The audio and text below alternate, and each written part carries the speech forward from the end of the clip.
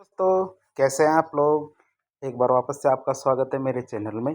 आज हम बात करेंगे राजस्थान सरकार की उन योजनाओं के बारे में जो पहले किसी और नाम से जानी जाती थी और अब किसी और नाम से जानी जाती है। तो वो कौन कौन सी योजनाएं हैं जिनके बारे में हम बात करेंगे। सबसे पहले एक योजना है हमारी मुख्यमंत्री वरिष्ठ नागरिक तीर्थ यात्रा योजना। इसको अब पंडित दीनदयाल उपाध्याय वरिष्ठ नागरिक तीर्थ यात्रा योजना के नाम से जाना जाता है। अगली योजना हमारी है इंदिरा गांधी शहरी रोजगार गारंटी योजना। इसको अब मुख्यमंत्री शहरी रोजगार गारंटी योजना के नाम से जाना जाता है। अगली योजना हमारी मुख्यमंत्री बाल गोपाल योजना।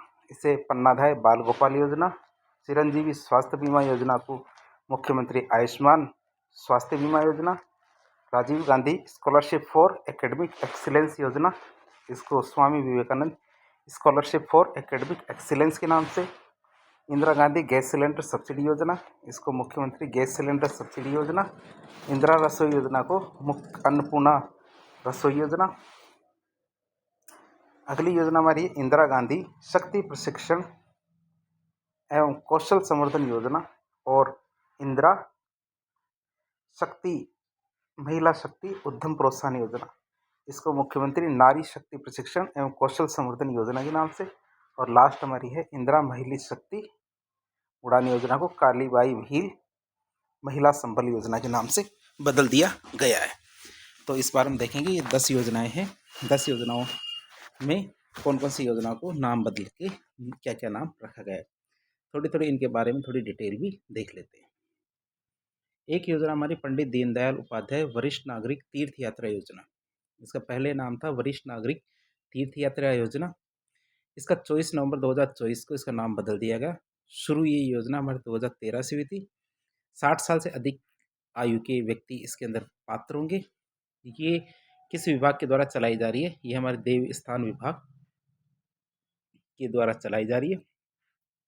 वर्ष 2013 में रेल यात्रा प्रारंभ कर दी गई थी इसमें, और 2016 से इसमें हवाई यात्रा भी शुरू कर दी गई थी।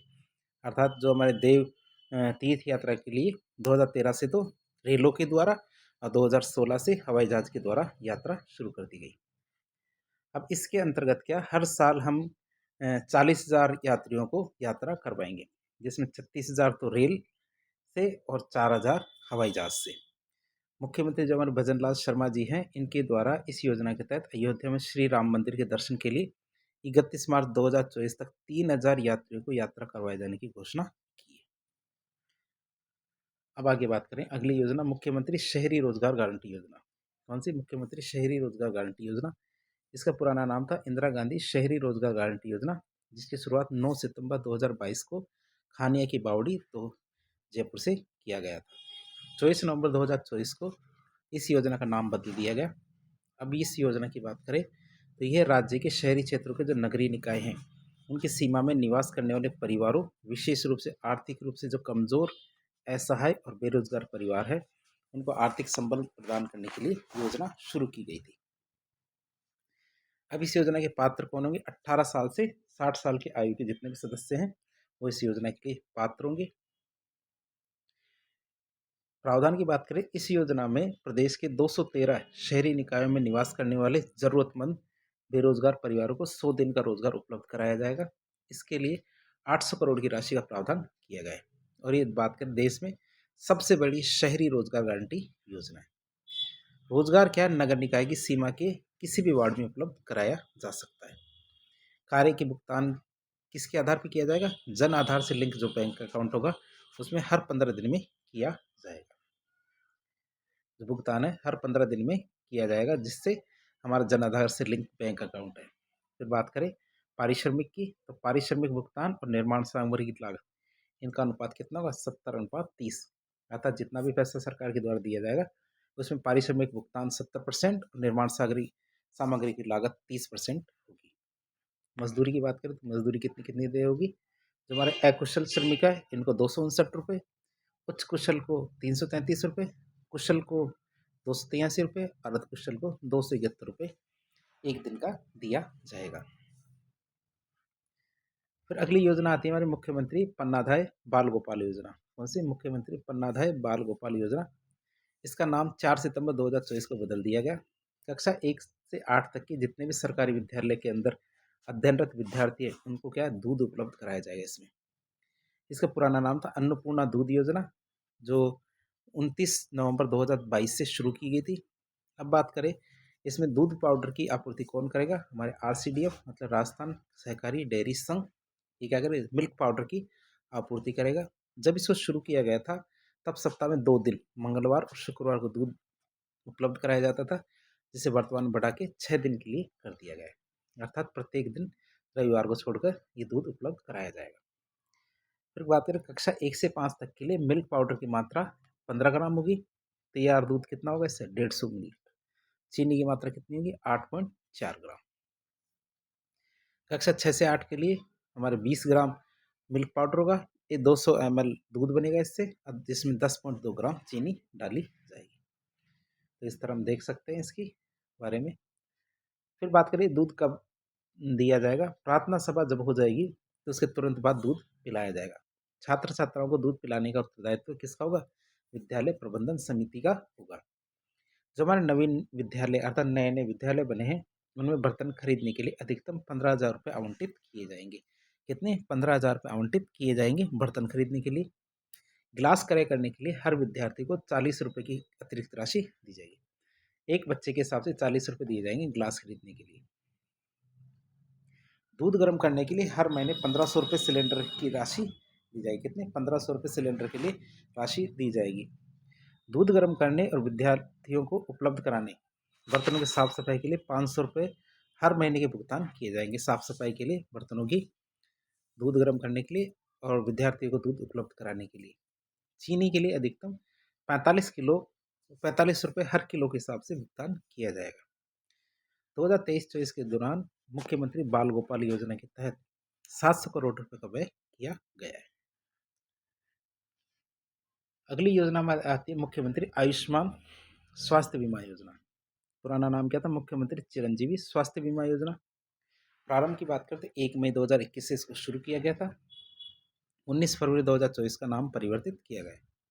उद्देश्य की बात करते चिकित्सा सेवाओं की एक विस्तृत श्रृंखला के लिए सरकारी और साथ ही साथ सूचीबद्ध निजी अस्पतालों जो पात्र लाभार्थी होंगे उनको कैशलेस उपचार के देकर उच्च स्वास्थ्य देखभाल लागत के विरुद्ध क्या है परिवारों को वित्तीय सुरक्षा देनी है। तो इसका उद्देश्य क्या है, हमारे ऐसे जो परिवार जिन जो गरीब हैं जो उनको क्या है कैशलेस इलाज की सुविधा उपलब्ध करानी है। कहाँ, सरकारी और निजी दोनों अस्पतालों के अंदर। अब वर्तमान में क्या है लगभग 1.43 करोड़ परिवार इस योजना के अंदर पंजीकृत हो चुके हैं।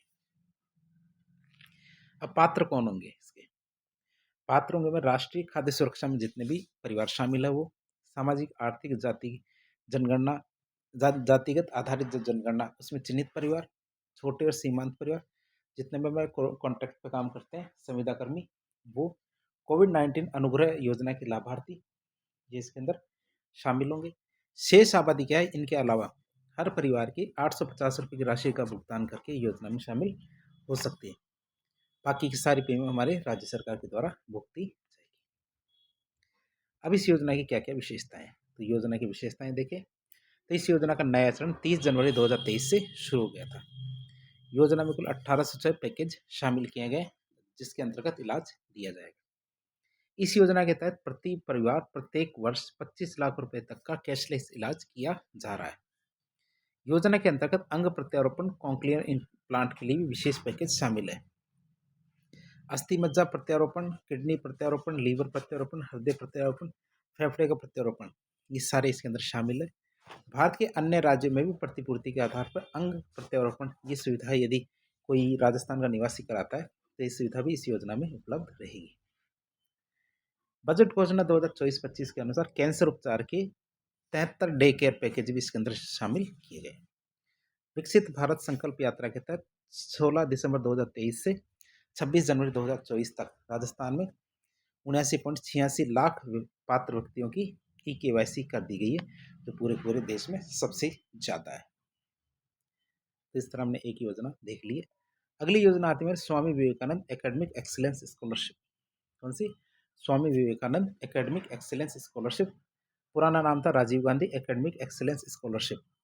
योजना का प्रारंभ की बात करें तो यह 20 अगस्त 2021 से शुरू हुई थी। इसका मार्च 2024 में नाम बदल दिया गया। बात करें तो इसका उद्देश्य राजस्थान के मेधावी छात्रों को दुनिया के शीर्ष देसी विदेशी जितने भी विश्वविद्यालय उनमें अध्ययन के लिए वित्तीय सहायता देना।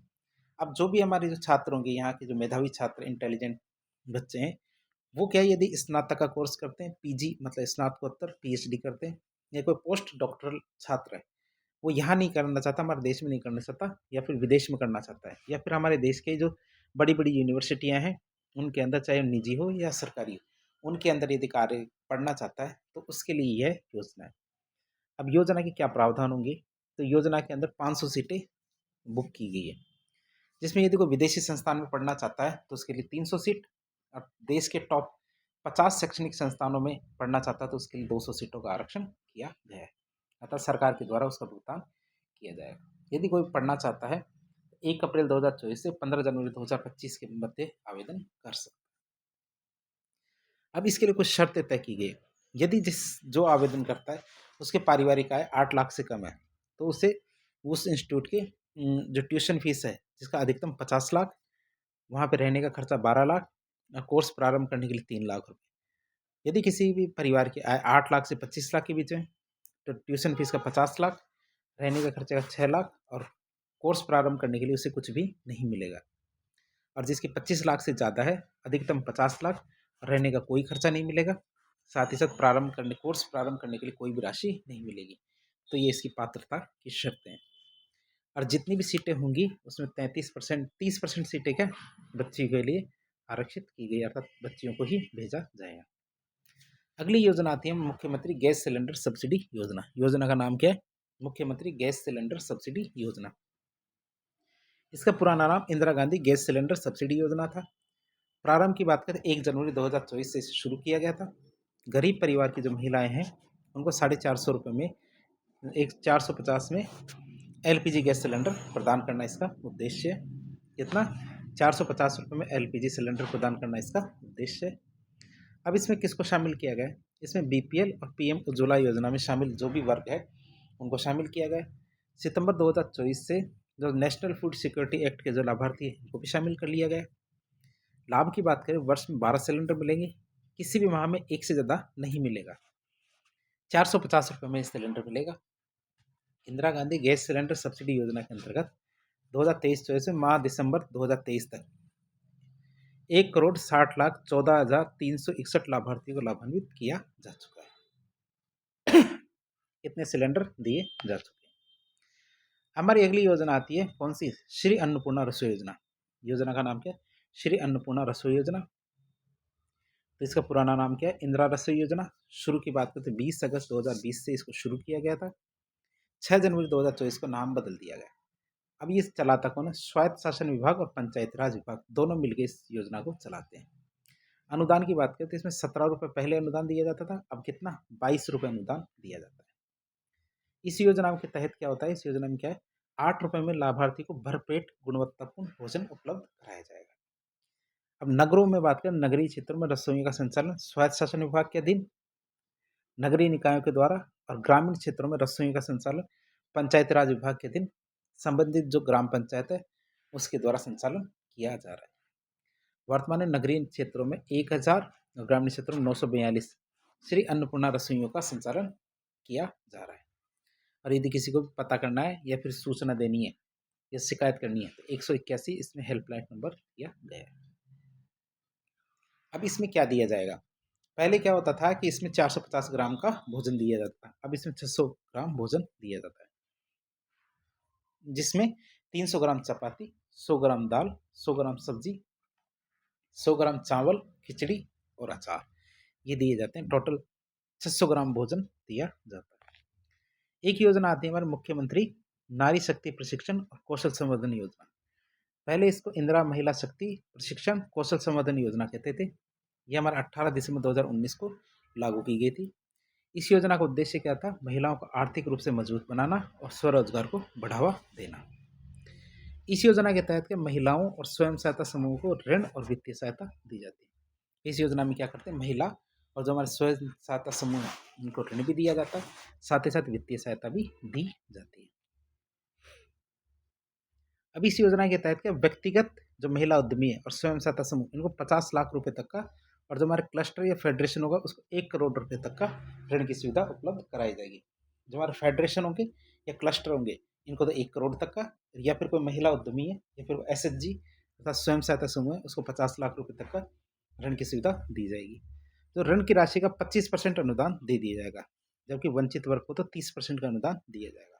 यदि वंचित वर्ग SC ST OBC EWS ये यदि आवेदन करते हैं तो उनको 30% का अनुदान, और यदि और वैसे नॉर्मली क्या है 25% का अनुदान दिया जाएगा। इस योजना के तहत उद्योग, सेवा, व्यापार, डेयरी, कृषि आधारित उद्यम जैसे सभी क्षेत्रों में ऋणों की सुविधा दी जाएगी। ये जो क्षेत्र है इनके क्षेत्रों के अंदर ऋण दिया जाएगा। अगली योजना आती है हमारी कालीबाई भील महिला संबल योजना। कौन सी? कालीबाई भील महिला संबल योजना। पहले इसे इंदिरा महिला शक्ति उड़ान योजना कहते थे। 19 दिसंबर 2021 से शुरू हुई थी। नया इसका नाम बदल दिया गया 22 अक्टूबर 2024 को, और इसकी नोडल एजेंसी कौन सी है? महिला एवं बाल विकास विभाग। फिर बात करें इस योजना का उद्देश्य क्या है। हर महीने 12 सैनिटरी नैपकिन का निःशुल्क वितरण किया जाएगा। जो महामारी स्वच्छता प्रबंधन है इसके लिए महिलाओं और बालिकाओं इन दोनों को निःशुल्क सैनिटरी वितरण पैड वितरित किए जाएंगे। स्वास्थ्य के संबंध में महिलाओं और लड़कियों को भी इसकी जागरूकता फैलाई जाएगी। इसमें पात्र कौन होगा? 10 से 45 साल की आयु की समस्त बालिकाएं और महिलाएं क्या है इस योजना की पात्र होंगी। तो 10 से 45 साल की जो बालिकाएं और महिलाएं हैं वो सब इसकी पात्र होंगी। लाभार्थी की बात करें, पहले चरण में जब इसको शुरू किया गया था तो 29 लाख को लाभ मिला था, अतः जितनी भी हमारे सरकारी स्कूल की छात्राएं और आंगनबाड़ी में रहने वाली महिला और छात्राएं हैं उनको दूसरे चरण में सभी को मतलब 1.51 करोड़ किशोरियां और महिलाएं दोनों को इसका लाभ दिया जा रहा है। तो इस तरह आज के लेक्चर में हमने कुछ योजनाओं के बारे में बात की जिसमें क्या है जिनका नाम परिवर्तन करके उसको दोबारा से शुरू किया गया है। तो इस प्रकार के इन्फॉर्मेटिव वीडियो देखने के लिए हमारे चैनल से जुड़े। वीडियो यदि पसंद आता तो वीडियो को लाइक करें, चैनल को सब्सक्राइब करें, अपने दोस्तों के साथ शेयर करें। यदि आपका कोई सुझाव हो तो कमेंट बॉक्स के माध्यम से बताएं। धन्यवाद।